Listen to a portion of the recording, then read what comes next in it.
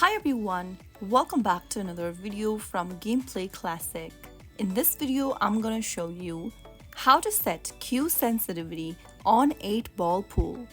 To adjust the cue sensitivity in 8-ball pool, first of all, open up the 8-ball pool application on your device.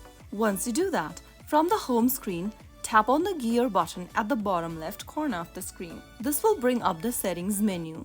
Scroll down and look for the cue sensitivity option. This setting controls how sensitive your cue is when making shots.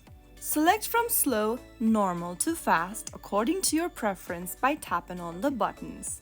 After you do that, simply exit the settings by tapping on the red arrow at the top left, and that's how you easily adjust your cue sensitivity in 8-ball pool. I hope the video was helpful to you. If it was, make sure to give us a thumbs up and subscribe to Gameplay Classic for more tutorials like this.